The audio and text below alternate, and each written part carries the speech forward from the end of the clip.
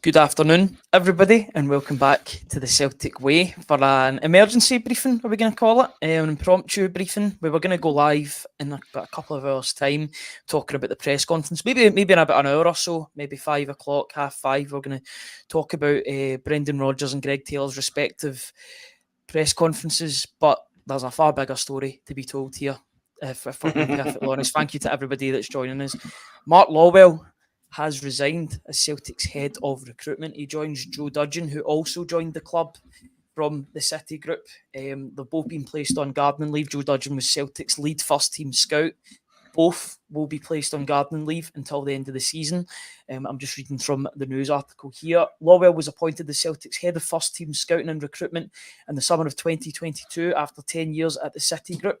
The son of current Hoops chairman Peter, he rose to become head of City Football Group scouting and recruitment within the global structure that included Manchester City, Girona and Yokohama F. Marinos. Lawwell worked closely with Ange Postecoglou at the Japanese club. Then he made his move to Celtic in the summer of 2022. But his time is up. Tony, what's your immediate thoughts on this? I don't think a lot of people are surprised about this, but the timing is a bit bombshell. Would you agree?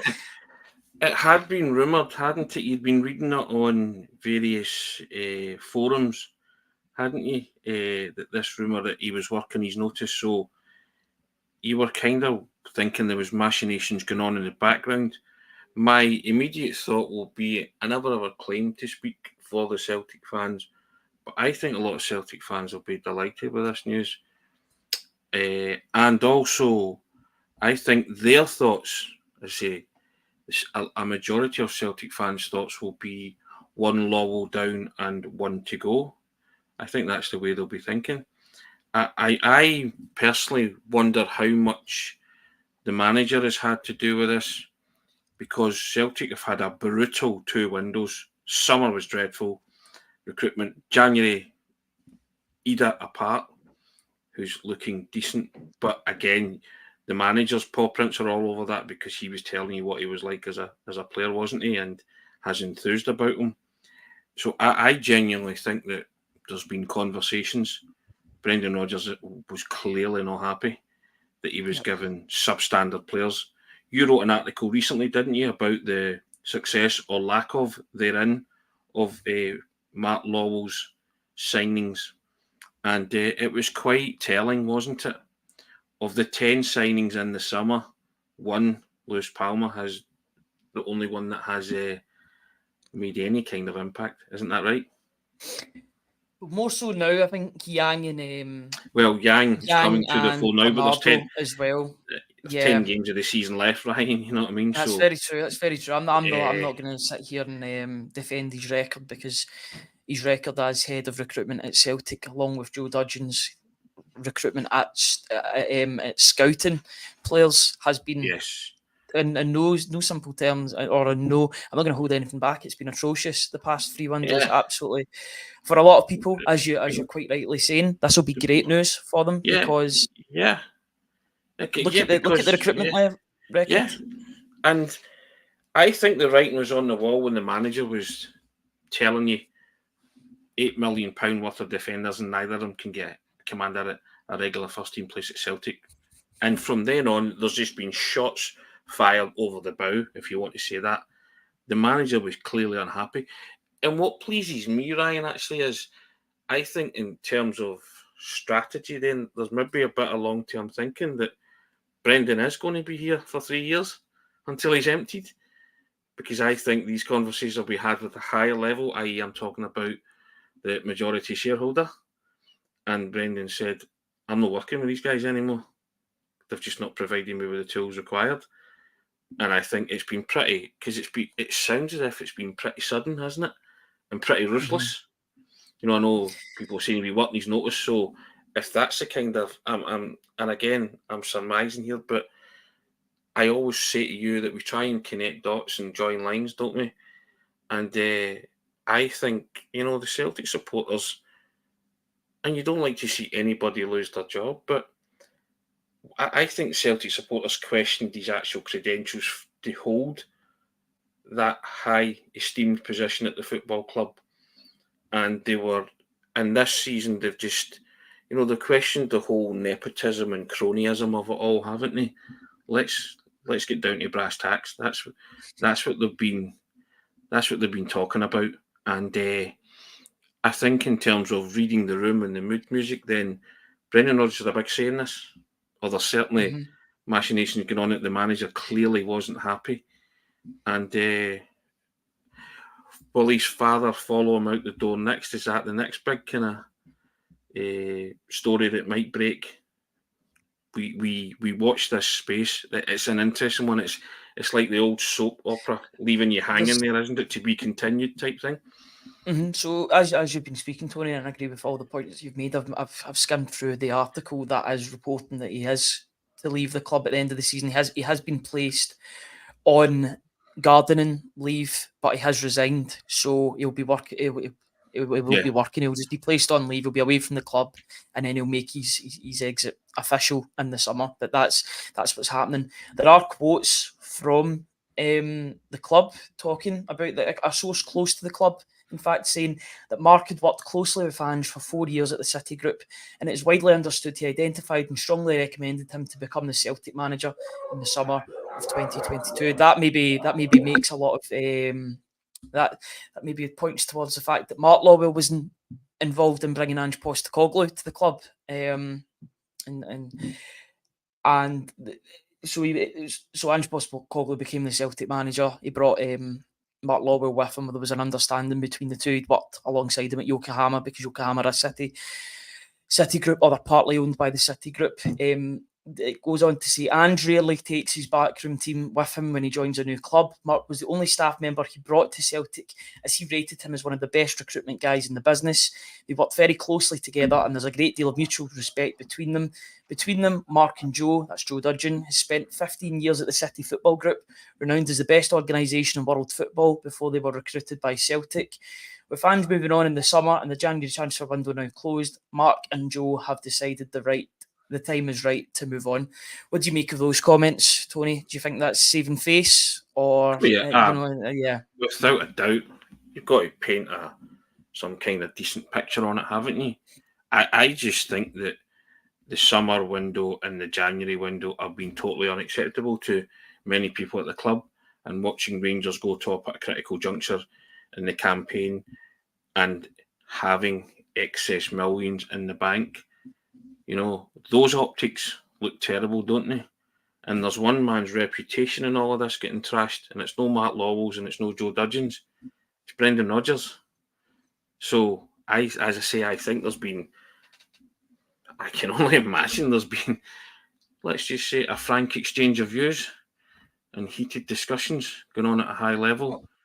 It makes Brendan Rodgers' position more powerful now that Mark Lawwell, Brendan Rodgers was brought into the club after Mark Lawwell, but it also says in the report that Celtic are now in the process of looking for Mark Lawwell's successor. You would imagine that successor is going to have to be able to work with Brendan Rodgers. Brendan Rodgers has got a 3-year contract. As things stand, the two have to work with each other. That's a relationship that's got to be perfect between those two, because it's that successor that's going to be signing Brendan Rodgers players, the players that Brendan Rodgers is basically putting his neck on the line in terms of working with them.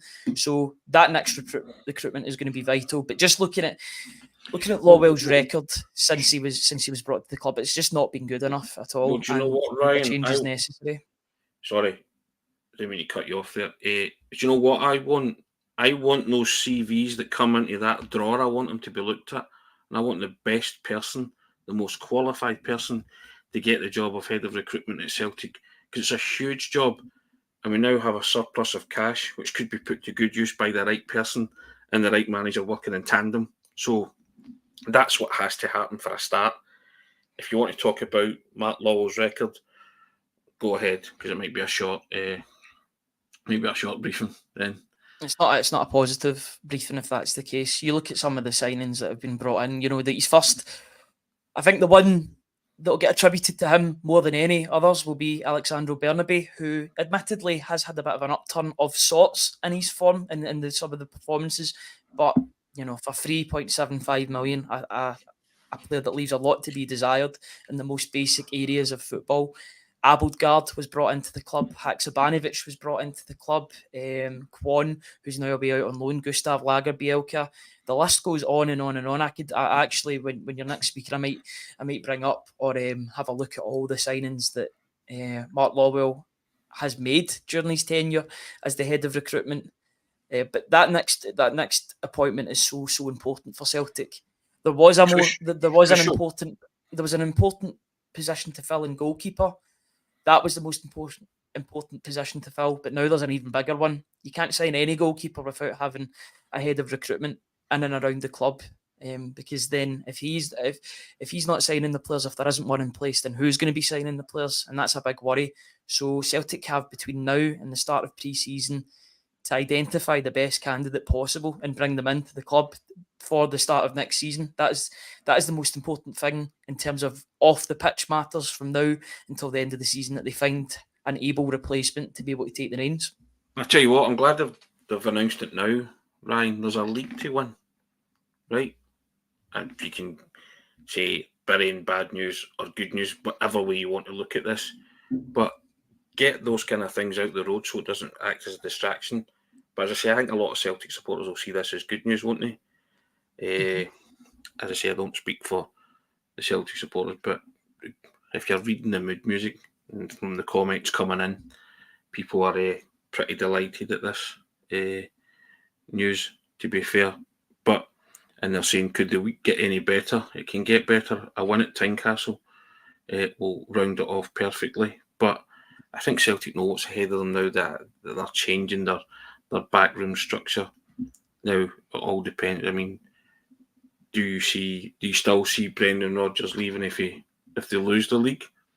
Or do you think this is Celtic gearing up for that possibility, but hopeful that in the next 10 games everybody can come together in unison and get that league and cup double over the line, and then you go into the summer with even more optimism, renewed hope that it's all going to come together with the person that comes in.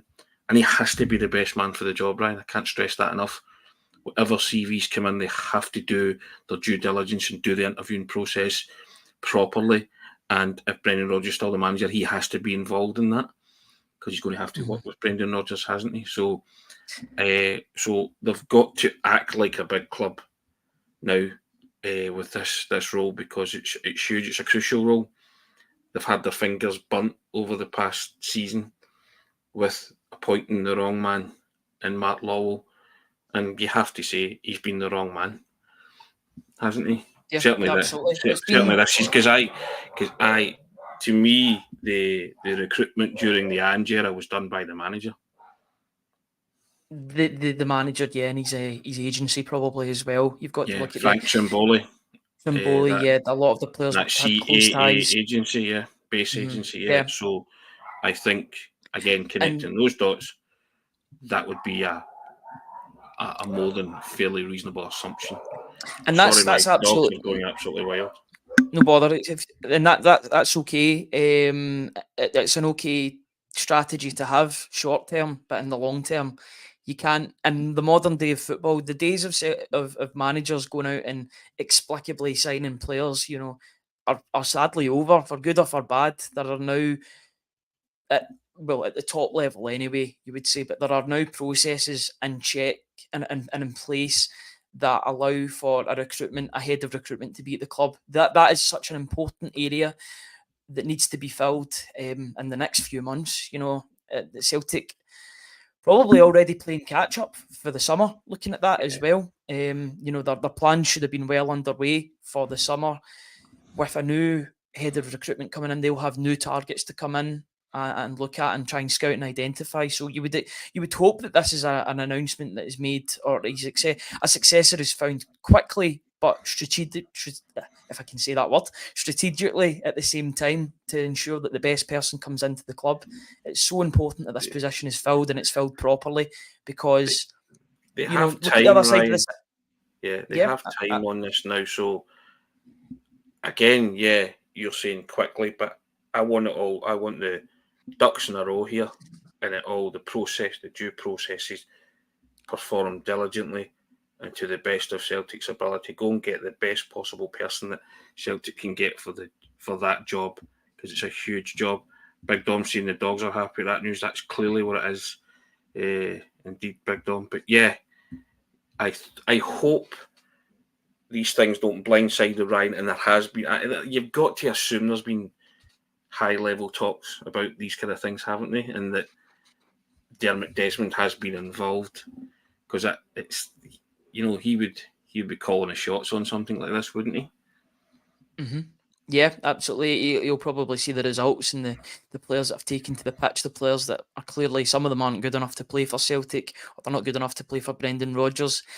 And we know what Dermot Desmond is like with his axe wielding. When a position is not getting filled to the right potential, then a change will be made, and it seems as if that's Mark Lawwell's fallen. I mean, I know they're saying that he's resigned and he'll leave at the end of the season, but the results in terms of players speak for themselves. You would think that Mark Lawwell and Joe Dodgen would be able to work with the manager, but this seems to point to a conflict of interests and the fact that he wants to move on. It might be a harmonious exit but reading between the lines, the recruitment has not been good enough. If there was a problem, then he would have probably left at the end of the season. The fact that they're announcing it in March for the summer indicates that, this is a right cutting of the ties. It just hasn't worked for whatever reason, and a successor has to be found. You know why the recruitment hasn't been good enough, Ryan? Take a look at the current Scottish Premiership League table.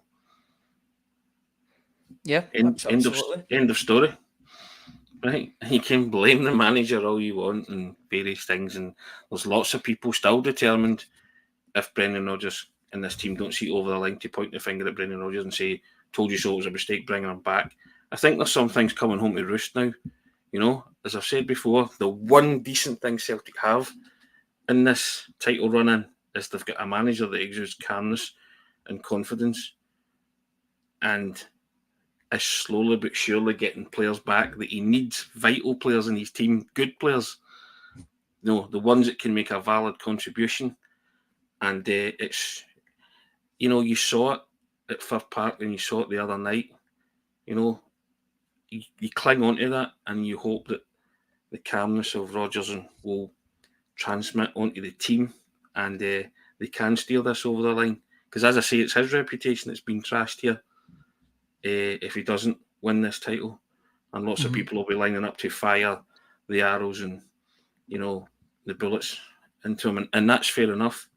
And obviously Rodgers and Celtic will have a decision on their hands at the end, should that be the case.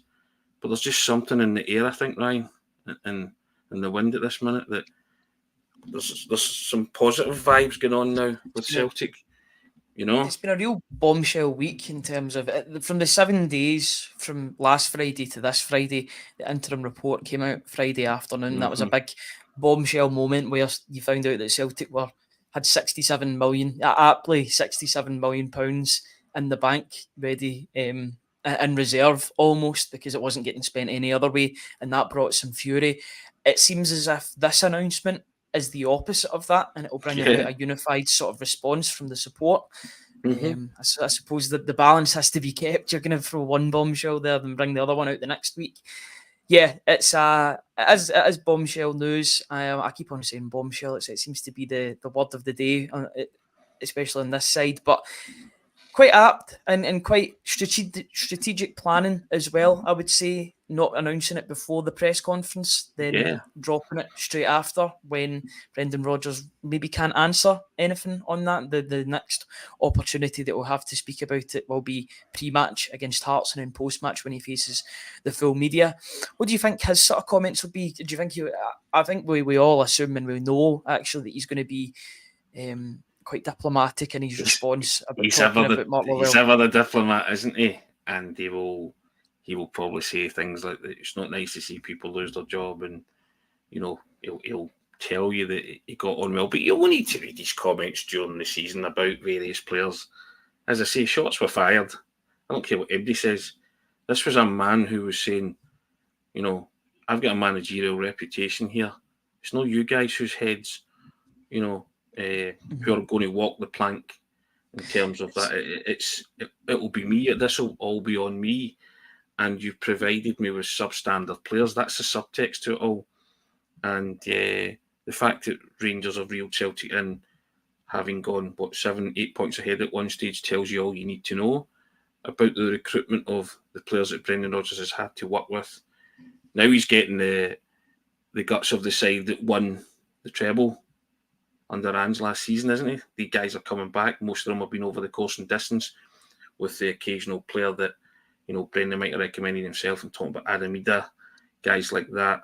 And so, as I've said before, I wrote that piece, you write Brendan Rodgers off at your peril. I still think he's the right man for the job because I still think there's elite levels to him. And I'm now enjoying this Brendan Rodgers, that whole we'll write our own story. As cold as calculated as it comes, Ryan. He's just sort of saying, right, fine. And I think this was all part of the machination in the background. And Brendan kind of nodding and saying, I know what's coming. Right? Keep talking. We'll do our thing. Yeah. And he's obviously had his eye on, or these things have been spoken about. So it's just a question of when, as you say, they were going to drop this. So, and it's dropped today. And as I say, I think the majority of Celtic supporters will be quite happy about this news that Mark Lawwell and Joe Dudgeon are leaving. Yeah, I think it's important to just underline the point and highlight the fact that he has resigned as the head of recruitment, as is Joe Dudgeon. Read into that what you like. It is important to underline that point completely and say that is what is getting communicated. Whether or not he's been pushed, we don't know. We're not sure, but that is the official guidance that we've heard from the club surrounding their head of recruitment and their chief scout. So that is what we're going with. You can guess about what's going on higher up, but one thing is for sure, and that is that Brendan Rodgers' position is considerably stronger than what it was yesterday or even an hour ago. And I think it's important to bring that up because Mark Lawwell wasn't Brendan Rodgers' man. That was an Ange Postecoglou man. That's the way it was. That was the way it was advertised. I remember the press release on Celtic and CelticFC.com. And my feeling is that the Ange Postecoglou man signed players to fit into an Ange Postecoglou team, thinking that it ain't broke, it doesn't need fixing. Brendan will, just take that and run with it. But that's all fine and well. But every manager has their own stamp and do their own thing. And I think we spoke about this before. It was lazy recruitment, wasn't it? In all honesty, if you're going to be, if you're going to be brutally frank about it, but it's, I think the last week could be a game changer in terms of momentum. Everything that's happened, the late winners at Fir Park, the trouncing of Dundee, telling you your future plans, that you're now on the lookout for a new head of recruitment. There's something shifting here, isn't there? Celtic are moving in a direction which I think the fans would appreciate and say is arguably the right direction. They're only 2 points behind in the title race. So that's nothing. If it had gone 4 or 5, then you would be worried because that's 2 games. But you're talking about a 1-game shift, Ryan, basically, right? Mm-hmm. And you've got 10 to go. Can you see it out? Can you, can Celtic win those 10 games? Would you bet against them? Not at this moment, not in current form. I think they can do that in the remaining 10 games. We're just going to go in and go into the transfers that had been made under Mark Lawwell's watch. And I'm not going to mention, or I'm not going to include the likes of Cameron Carter-Vickers, Dyson Maeda, and Jota, as they were all pretty much signed up before Mark Lawwell even joined the club in the first place. Cameron Carter-Vickers' option to buy, at least I think there was an option to buy Jota. There was a fee between the two teams, and then that was agreed later on in the summer, or early on in the summer, but later on after pre-season had started. So just looking at the first season, These are summer transfers, of course. Benjamin Siegrist was brought in from Dundee United. He's currently Celtic's third choice goalkeeper, getting linked with a move to Aberdeen in the summer. Moritz Jens was brought in on loan, had a good start to his Celtic career, but then Ange Postecoglou stopped playing him, brought in Yuki Kobayashi, and he was moved to Schalke before getting a permanent deal to Wolfsburg. Alexandro Bernabe was brought in from Lanús. Say what you want about the player, he's sort of turned it around slightly, but 3.75 million for a player that sometimes struggles to control a football and run forward and make a pass leaves a lot to be desired. One of the highlights being Arden Moy coming from Shanghai Port was a great summer signing. That was free. Haksabanovic currently out on loan at Stoke City. Don't think he's getting his game out there as well. Oliver Abildgaard is playing for Como in Serie B. He came from Rubin Kazan on a temporary deal. Yuki Kobayashi, he has been frozen out of the squad completely, was trying to get a move in January. Alistair Johnson, successful signing. Tomoki Iwata is now turning into a successful signing. And Oh Hyung-yu, a couple of them are in the winter transfer window, obviously, but Oh is now currently third choice striker and not getting a lot of game time at this moment in time. Will I go into 23-24, Tony? Go on. It's not a good roll call, is it? Transfer, yep, it gets worse, to be honest, in terms of I know. Iwata signed on a permanent, which was a good deal, 830,000. He's now a first-team player, looking good at the moment. Odin Thiago Home, 2.5 million. We expect a bit more for 2.5 million, although he's only 21 years old. Marco Tellio was signed from Melbourne City. He's now back at Melbourne City. That probably stinks of a City Group signing, to be honest, as Melbourne City are a City Group team. How many times can you say City in the one sentence? Probably about 5 or 6 million there. Yang, he's joined. He's been okay, and he's really came onto a game in the past couple. Kwon out on loan at St Mirren. Nawrowski injured at the moment, but has looked good in flashes. Gustav Lagerbielke looked good at the start. He's been frozen out of the squad. We'll look for a permanent solution in the summer. Lewis Palma, success, although his level is dipped. Nat Phillips, temporary, but a bit of a disaster, especially at Rugby Park. Paulo Bernardo, a good signing. Still questions to be asked and answered if he's going to be a permanent signing in the summer. Nicholas Kuhn, jury is definitely still out on that player. And Adam Ida, a success, although how much can you attribute that to Mark Lawwell? Just listening to that group and having it all out there in the open, what's your makings of that? Just deflates you, doesn't it? Can you imagine half of those signings were on better players, Ryan? I bang on about it. I say it all the time. It has to be better. Celtic's recruitment. Sign better players. It just smacks of lazy recruitment and trying to do what they did the 2 years previous with a manager who, arguably when he came in was the best manager that Celtic could have recruited at that time, and I still feel that he is.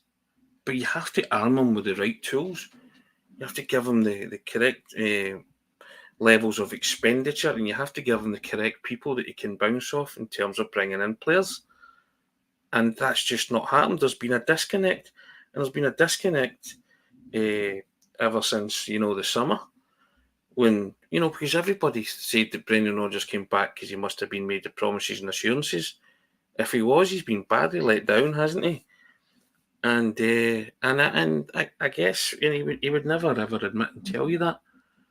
But the one thing he's kept talking about is that he's here to deliver for the Celtic supporters, and he's never wavered from that, has he?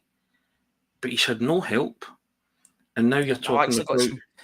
I actually got some comments from Brendan Rodgers. Sorry to interject there, but I've got some comments. He's, that there's that old chestnut. He's broken his silence after the announcement. After the press conference, yeah. He was only speaking a couple of hours ago at the press conference, but yeah, he's given his immediate thoughts, or he's in a statement. He said, as part of the club's recruitment team, Mark and Joe have worked tirelessly to bring success to Celtic, and I would like to wish them both the very best for the future.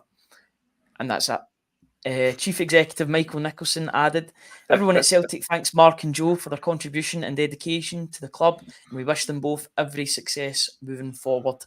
And that was it from the Chief Executive. Tony, have you got anything to add to those short statements from the manager and chief story, executive? doesn't it? Terse and short. Yeah, short and sweet, some would say. I think that says a lot about the shortness of both respective. I think it maybe paints a picture as to their success rate at the club. As of course, and I will underline it once again, they have resigned from the club, but those statements are very short from the manager and the chief executive, which paint a very bleak picture for the two on their success rate while at the club. They're not glowing tributes, are they, Ryan? You like to be highly thought of when you leave a position of said importance, but that's as short and as complimentary as it gets, isn't it? It's akin to, and don't let the door hit you on the way out for me. Mm-hmm. And I get back to it. It's when you arm a decent manager with substandard players, it's difficult. He's now playing his part. Brendan Rodgers and the group of players he has now are trying to dig Celtic out of the hole that they've dug themselves in. And I think there's renewed optimism.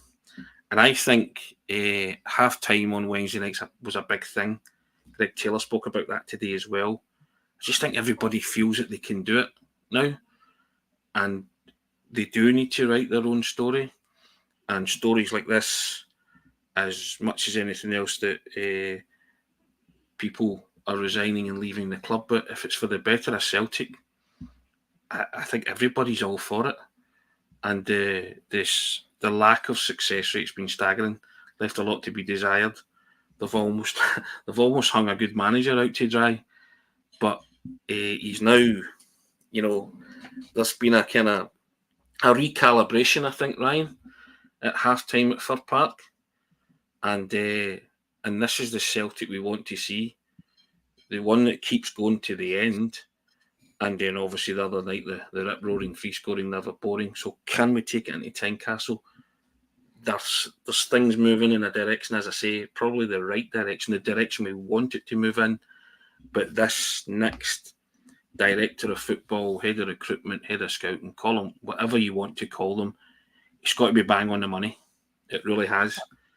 There has to be harmony there between the manager and the person who you're liaising with to bring in football players. There has to be a clarity and a vision there for what you see as the next step for Celtic, whatever happens this season with regards to the title race. Yeah. It's interesting that Celtic haven't, and they've done this with quite a few of these stories, especially when they're to do with financials and jobs, etc. They haven't put it on their Twitter page, but it is on their website. I could read out the whole thing, and I actually think I've read out most of it, but I'll just read the start of it. So it reads: Celtic Football Club today announced that Mark Lawwell, head of first team scouting and recruitment, and Joe Dudgeon, lead first team scout, have resigned from their positions and are leaving the club to pursue fresh challenges. Mark was recruited to the club by then manager Ange Postecoglou in May 2022 from his position as head of City Football Group Scouting and Recruitment within City Football Group's global structure. Joe joined from City Football Group in November 2022. Mark and Joe will be on a period of gardening leave, and then it's just Brendan Rodgers' comments and Michael Nicholson's comments that I read before. Interesting wording there, I've got to say. Mark was recruited to the club by then manager Ange Postecoglou. I don't know about you, Tony, but I didn't hear this back in May 22. I didn't hear those exact words. I didn't know that the manager was recruiting a job that was potentially higher up than the manager's job, because at the end of the day, this position has got one of the final says and players coming into the club. I just find that use of language in the statement quite interesting from Celtic. He was recruited to the club by the manager. That's quite odd to me. I don't know about you, Tony. Lots of semantics at play here now, isn't there? As you say, you haven't read that before. Well, you maybe heard people say that, or Ange Postecoglou say that Mark was the man he wanted. Fair enough. But, I I don't know if I believe that. I've got to be honest, but there's lots of things at Celtic Football Club and the I think working that's saving higher up. face because Ange Yeah, of Postecoglou course it isn't at is. the club Yeah, anymore. You can put that on him without having yeah, any consequences. correct. And you're not going to get the chance to ask Ange about that, are you? Unless you go down to Nobody down Tottenham. south is going to ask Yeah, that question. and No, nobody it's cares. not news. Exactly. Yeah. So, and would he answer it if you stormed the Bastille at Tottenham one day and said, "Can you answer this for me?" He'd probably treat it with disdain, wouldn't he? Nah, mate, I'm the Tottenham manager. Exactly. Yeah. Will McMillan, are they trying to disrupt Rodgers' progress with the team as the timing of the announcement seems strange? Possibly, but I think it's AGSC the Tech, opposite. I think yeah, they're trying to G him yeah, up. and the signal the players should get after this announcement, and I agree with it, this is what I've said, is that Rodgers is still likely the manager this season, and that's vital to the team buy-in and confidence. I think that's got a lot more to do with it. I've got to be honest, and I said that at the top of the programme. And Stephen Mitchell saying he's thinking by Brendan's statement that his relationship with Matt Lawwell was toxic. As I say, don't let the door hit you on the way out. ... wasn't it? That was the Smoking mirrors. kind that, yeah, correct. And you're never going to know the what goes on in the inner sanctum of the club, the machinations that go on there, and and skullduggery probably is, with all due respect, So I'm just glad that it's came out now. The bottom line, nothing will deflect Celtic, Ryan. There's a title and a Scottish Cup to win. Brendan Rodgers has a squad of players now that he's starting to get a fine tune out of. So let's make it like one half at Fir Park, the whole game against Dundee. Let's make it 2.5 games in a row where they actually, play well and get a result. With all due respect, it's breaking news, it's bombshell news if you say it's a big story, but bigger story for me is Tynecastle on Sunday now. You just, everything leads to there, and for that harmony and for the Celtic supports to get right behind this group of players and the manager for the next 10 games. What will be when it comes to directors of football, and Celtic do have time on their side now, so you start planning now. Everyone and any director of football worth their salt knows there's a director of football job, head of scouting recruitment job going at Celtic. So those CVs will come flying in and don't want them dispatched and put in a drawer. This has to be done thoroughly and diligently till the best person, to the best candidate emerges, and Celtic run with that, go with that. Lee Congerton left Atalanta last night by mutual consent as their head of recruitment. Now, I've heard that he's got a job lined up in Saudi Arabia, but you put 2 and 2 together with some of these things, and people will no doubt link Congerton with the job. He was there at the same time as Brendan Rodgers. I think he actually worked with. Didn't he work with Brendan Rodgers at Leicester as well? So that may be an avenue. I'm not sure, but it seems as if that one was pretty far down the road with a job in Saudi Arabia for Lee Congerton. But I think the time for nepotism and the time for jobs for the boys or jobs for the board members' sons are over now. And I think that's been very clear. There was talk about Dermot Desmond clearing the decks in the boardroom and in certain positions and bringing in some people in there, right? rejuvenation. Yeah. Well, that's what they say. They say you should change the boardroom every 5 years in order to preserve freshness. There's too many people in there that have been there for far too long, double, treble that time. So there needs to be a signing out with any links to Celtic for me. I would like somebody that's done it, maybe in Germany, maybe in Italy, maybe in Holland, maybe down south as well, but the right fit for the job. I don't think they can have any prior connection to Celtic. I just want the right person, Ryan, the best possible candidate, whether they have scouted in France, Germany, Spain, England, it doesn't matter to me. Just get the best possible person that your financial parameters allow and to fill these kind of positions. But we need somebody fresh, need somebody vibrant, and who's going to do a wonderful job. that's the bottom line, and someone who's going to sign good players. It's ultimately, that's how you become a good team. If you sign good players. Celtic didn't sign good players in the summer and in January. And they're struggling a wee bit, but the good players that they do have at the club are getting them through.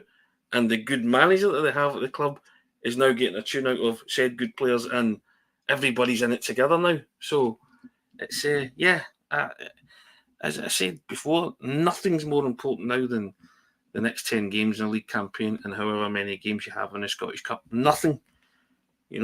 I'll talk about any DOFs coming in can be shelved just now, because all that matters in terms of the footballing structure is that Celtic win this title and hopefully the Scottish Cup. But the title is all that matters, and I think Brendan and the players are fully aware of that. I think that's what all their focus is going to be on. And, you can read what you want into the statements that have been made by Brendan Rodgers and various members at the club. It's, it's by and by, isn't it? It's Matt Lawwell has resigned, Joe Dudgeon's resigned. They are no longer at the club. They are ex-Celtic employees. Yeah, they're we employees move just on. now, but they know where their destination will be in the summer, and it won't be. Well, they know they definitely won't be, and that's at Celtic in the summer going forward. See, while we're here, do you want to discuss the press conferences that happened today? I know that one of them's on the website at the moment. The other one was just about to be put up, and then this bombshell news was dropped. So, Brendan Rodgers was talking to the media before all of this news came out. I don't know if you've had a chance to listen to it yet, Tony, because I know we did separate press conferences between us, but just in general, it was a nice comments from Brendan Rodgers on Tomo Iwata, calling him a player that's been patient for his opportunity, but he's dynamic and that he trusts him whenever he comes onto the park. That was the big thing for me, the fact that Brendan Rodgers trusts the player when he takes to the field. That's very good for the player, isn't it? Yeah, and it was very short today, wasn't it? They're normally like between 10, 13 minutes long. This was like between 5 and 6 minutes, wasn't it? It was very kind of business-like presser today. It was football questions, wasn't it? It was like injuries, spoke about Cal McGregor, spoke about players, spoke about Yang as well, didn't he? But I think he really likes Tomo Iwata, doesn't he? He is one of those players that he's kind of... Tomo, affectionately known as Tomo. Tomo, yeah. That's good. Yeah. That's good when a player has got a nickname from the manager. And it seems that that's caught on, because there's been a couple of players that have called Tomo Iwata by that nickname as well. We love to see that. Yang as well, getting really good, as you were saying. Yang was getting a good write-up from Brendan Rodgers, saying it's all about consistency now. That's been the problem for all Celtic wingers this season, it seems. They'll have maybe one or two good games, and then they can't back up and make it 5, 6, 7 games on the spin. But a player that ran himself into the ground, according to Rodgers, and a player that looks as if he'll probably make another appearance at Tynecastle. Yeah, and he's just his flow with these games, doesn't he? You're going to a real bear pit on Sunday, but he's kind of like, the subtext is, bring it on. These guys can handle it. I'll send them out and make sure they can handle it, that kind of thing. So he's saying it's always a great place to go as a manager. I remember it from the first time round and all that kind of stuff. And he had his fair share of success here. And also returning to, said this morning, one of the venues where Celtic did put in one of their better performances of the season. So, it's nothing to be feared. If Celtic reach anything like the level they did against Dundee, they could do the same at Hearts. Not saying score 7, but they could score a couple of goals and win it convincingly and comfortably, and that's what you hope to see. And I think the manager's like, Dundee was the start. Just watch the team kind of motor and go, and we've got certain players in the personnel. Tomo, we've got Yang coming onto a game, got Adam Ida, and that kind of stuff. The huge blow in all of it's Callum McGregor. I don't care what him. Callum McGregor's not playing on Sunday. If he's done his Achilles, he won't play, right? So you're probably going to have to bring in Bernardo, aren't you? I would love him to maybe give it to Daniel Kelly, because I like what Daniel Kelly brought, but it's just, I think that pressure environment's just too much to ask a young kid, when you're chasing down the title. But I'm sure Daniel Kelly might feature at some point on Sunday, because he's really impressed. But I think you would go Ewan with Henderson. Ewan Henderson in Lennon's yeah. first game, he threw him into the deep end at Tynecastle. But yeah, I think it's too early for him. I think you've got a Portuguese under-21 internationalist waiting and biding his time for a chance. Bring him in while he's hungry for another opportunity. Let's see if he can go in and make the difference. That midfield looks good to me. Iwata, Bernardo, and O'Reilly. Lots of legs in that midfield. There was a quick kind of reshuffle of the predicted 11s, I think, because we were all like, same team, great, and then all of a sudden, Callum McGregor's not training. I didn't put him in. I didn't put him in mines originally either, because I heard that there was he's not in mine now, because I'd written it before that. So yeah, I think Bernardo's the safest bet, isn't it? So we shall see. But yeah, Brendan was, it was short and sweet today, and maybe that announcement today had a lot of bearing on it. Oh, absolutely. That would have been in the pipeline. Yeah, so I think and get Brendan out the door, took sweet. Everybody out the door, and then announce the news, because that would have dominated the whole press conference. Have a one-sentence tribute. Yeah, it would have dominated the press conference. A 5-minute press conference would have been a 15-minute press conference with all the questions that they would have asked on that. It's good. Let the announcement happen. Allow it to just settle, and he'll get asked about it on Sunday at Tynecastle. And Greg Taylor was the player that was put up today. Mm-hmm. Greg Taylor talking about the manager exuding calmness at Fir Park when all around them were losing their heads, Ryan, Mm-hmm.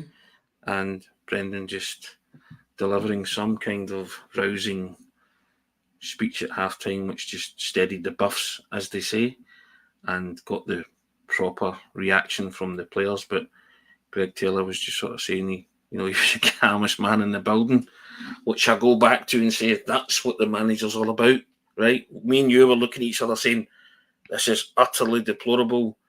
People were writing his obituary and saying he has to resign, all that kind of stuff.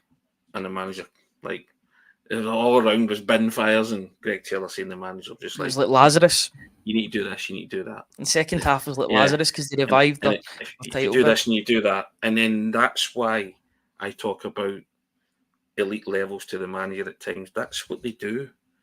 In times of trouble, in times of, and they haven't really looked back. So I cut him some major slack on that, because he's got it in them, and his teams have got it in them to play like that when they get it right. So that was a wee insight today from Greg Taylor about where the manager's head was at. And that was the day me and you sat across from him after, and he said, we will write our own story.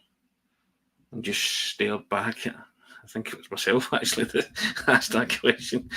And, and delivered with, I'm going to write about it in terms of Greg Taylor, because I'm right, I'll put it up. We will react and put spreads up on the website. Look out for them coming. But you know what it reminded me of when he said that? It reminded me of Brian Clough staring down the camera when Nottingham Forest drew 3 each with Cologne, and we're going to the second leg in Germany, and everybody said Cologne were the favourites to win. And he stared down the camera and said, I hope nobody's stupid enough to write us off. That was Brendan Rodgers' Brian Clough moment, and I'll mention that. We'll write our own story. Just stare. Because he knows what he's doing. And I think he's drummed it into these players that they know what they're doing. And Greg Taylor was saying he did that on Sunday at Fir Park. He told us, because he knew exactly where we were going wrong and what we were doing wrong. And he told us to fix this, this and this. And they did. And within 6 minutes, they were level. And they went on to win a 96, 97-minute game by 2 clear goals. Yep. So I think everybody's enthused by the events of this week from the second half of Fir Park onwards. Over 500 people are clearly enthused by things, Ryan, because they're joining us. So And another impromptu one, and we didn't think we would go this long. We thank you for your company, guys. We were actually about to go into a training session, weren't we? And we just went, Mark Lawwell resigned. Get yourself onto the pod. It's what we do. How we react. Absolutely. I would just like to ask everybody that's in the comment section that's watching the video that maybe hasn't even subscribed, or they're thinking of subscribing, please press that subscribe button. Completely free. You'll get notifications when we go live with these impromptu stories, as well as pre and post match videos, morning briefings, and pre-recorded videos, especially in the transfer window when we talk to experts about incoming signings. Hopefully there'll be many of them in the summer, conducted by a new head of recruitment that can sign better players than the one that's about to leave the club in the summer. So yeah, if you are interested, please press that subscribe button. Press the subscribe button. If I can speak, press the subscribe button, or subscribe to the Celtic Way website at www.celticway.co.uk/subscribe. Was doing so well, and now it's completely gone. The head's gone. £4 for 4 months, or £18 for the full year. If you're interested, we'll have spreads up from the press conferences. We've got a couple of pieces on there from this morning. We'll have the Predict 11 tomorrow, as well as Tony's TCW archive that'll be on the site tomorrow morning. It's going to be a busy one on the Celtic Way from now until the end of the season and beyond. So get in now and enjoy some of the content that's coming through. And yeah, thank you very much, guys. Tony, is there something else you want to say before we shut this off? I want to say something here. Frank, I want you to give a message to Plunge, because I believe, and Ryan's the same, I think I banned Plunge by accident. I was trying to ban or delete a comment from someone else, and the comments come in thick and fast, and if you don't hit it quickly, it goes to the next one. And I'm sure I banned Plunge for no reason, or I put him in timeout or whatever. So tell Plunge to come back in and comment, because he was a regular contributor, wasn't he? And through no fault of my own, when you've got an old guy working technology at times, these things happen. So Frank, going to please tell Plunge to come back to the fold. It was a mistake by your old dad here, and I'm owning it. I'm putting my hands up. Ryan, you said to me, didn't you?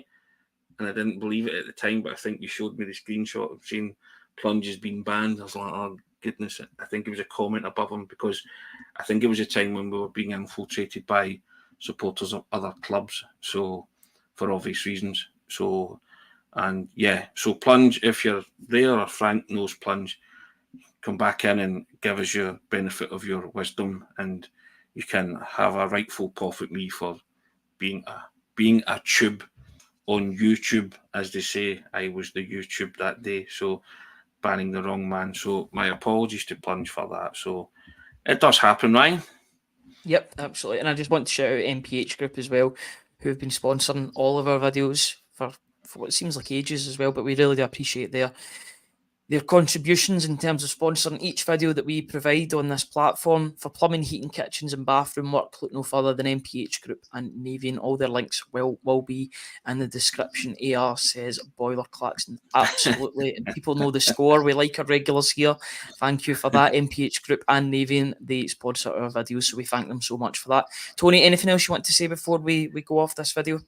No, just to say that our accreditation has come through for Tynecastle, so we'll both be there, and we'll be on the pre-match and post-match. So looking forward to that. I said to you before that they've just all got the feeling of a big game now, haven't they? So can't wait. And yeah, roll on Sunday now. Just absolutely magical. Yeah. Yeah. Looking forward to it, and looking forward to covering it for all you guys, both on the YouTube, X and Facebook, as well as the website. So thank you to everybody that's supporting us with all of that.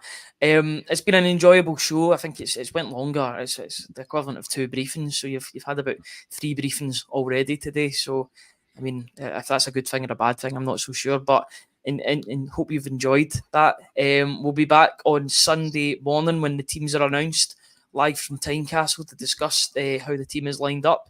But until then, enjoy your weekend, and we will see you all on Sunday morning. Cheers, guys.